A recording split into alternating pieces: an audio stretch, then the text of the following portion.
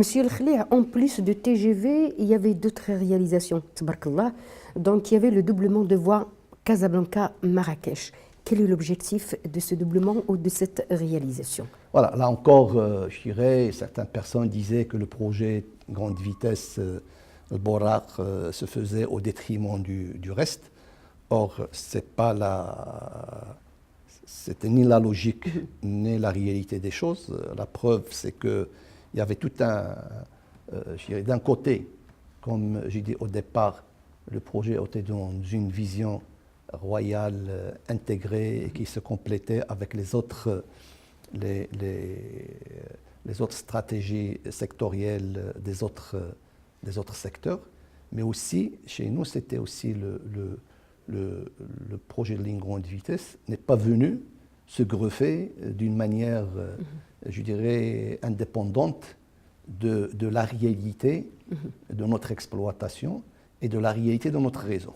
Ce projet est venu pour répondre à une contrainte qui était la saturation de la ligne voie unique entre Tanger et Kénitra, parce que sur cet axe, la ligne saturait parce qu'on avait un départ voyageur chaque 2 heures et par sens, et on avait même du mal à faire passer les trains marchandises, et les trains marchandises se partageaient la nuit avec la maintenance.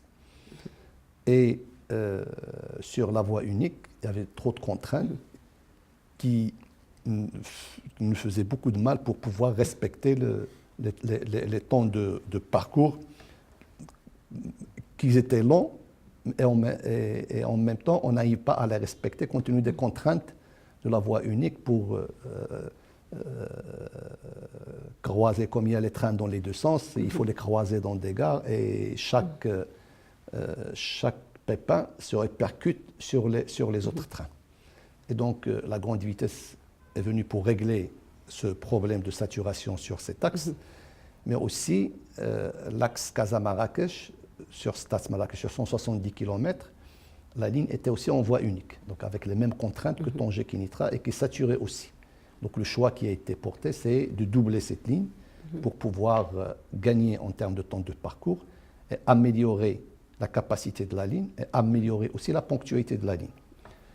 Et Kénitra-Casa aussi, quoiqu'elle était en double voie, mais il a commencé à saturer une fois qu'on a atteint 30 millions de passagers. Sachant, je rappelle qu'en 2000, on était à 13 millions de passagers. En 2015, on est passé à 40 millions de passagers. Et donc, Kénitra-Casa, à partir de 30 millions, il a commencé à saturer. Et donc, c'est ces 3 projets, le TGV, c'est-à-dire la ligne LGV, Tanger-Kénitra, le triplement Kénitra-Casa, le doublement complet Casa-Marrakech, en plus des gares, en plus d'un certain nombre de projets de signalisation, ils font que ça permet d'améliorer l'offre ferroviaire et revoir le concept voyage et pour le TGV et pour les trains de ligne sur les axes porteurs.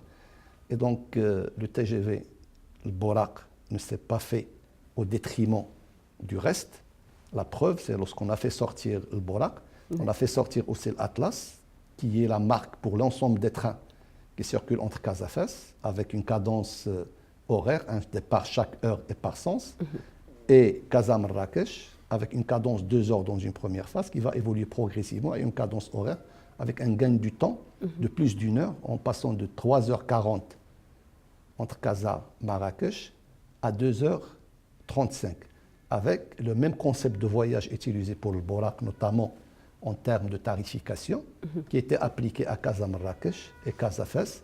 On a encore, en profitant de développement de cette application assez lourde pour la tarification pour le Borak, pour faire son extension. Elle est aussi attractive? Ah oui, aussi attractive.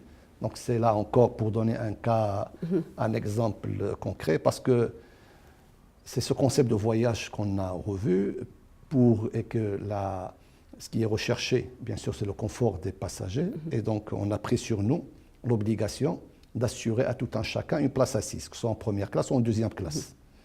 Et la problématique qu'on avait avant, c'était qu'il y a certains trains qui remplissaient d'une manière normale, avec un taux d'occupation autour de 60-70%, mais 15 à 20% de trains étaient sous-occupés, avec une occupation moins de 30%.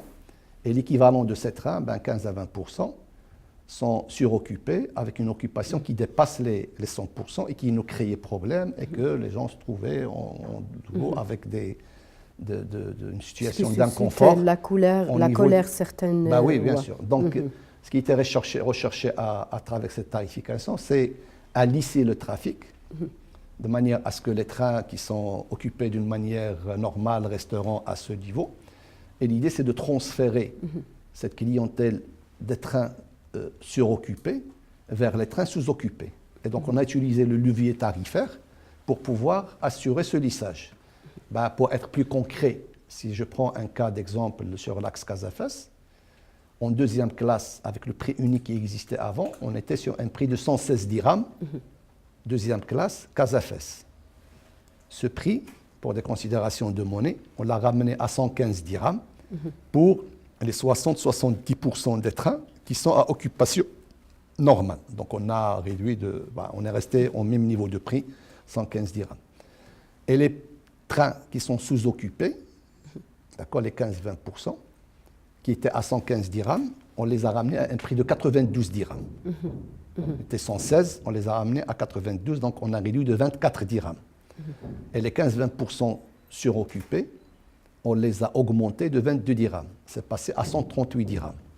Alors ce qui est recherché, c'est pour transférer les gens qui sont sensibles au prix, de les transférer de trains suroccupés vers les trains sous-occupés, de manière à pouvoir assurer un voyage confortable et assurer la place assise, que ce soit pour les trains qui étaient suroccupés ou les trains qui étaient sous-occupés. Donc lorsque vous faites la moyenne de 92, 138 et 115, on est sur un prix moyen de 115 dirhams, qui est un dirham moins que ce qui existait avant. Donc ce qui est cherché à travers...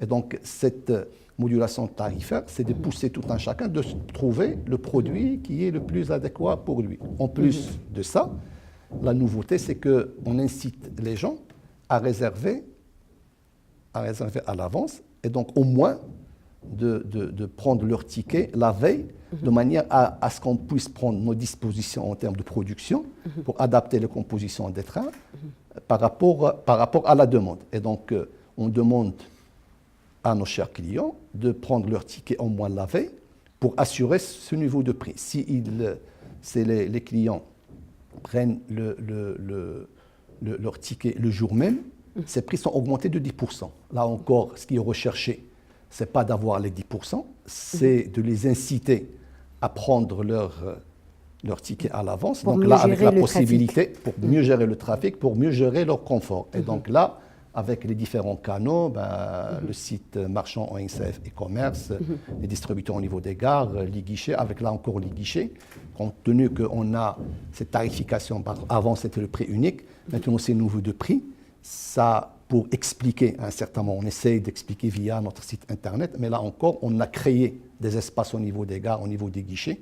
Il y a la vente express, c'est lui qui vient, qui sait exactement qu'est-ce qu'il veut. Et il y a un espace vente conseil pour pouvoir conseiller nos clients, conseiller tout un chacun, pour trouver quel est le tarif le plus approprié par rapport à ses besoins, par rapport à sa demande.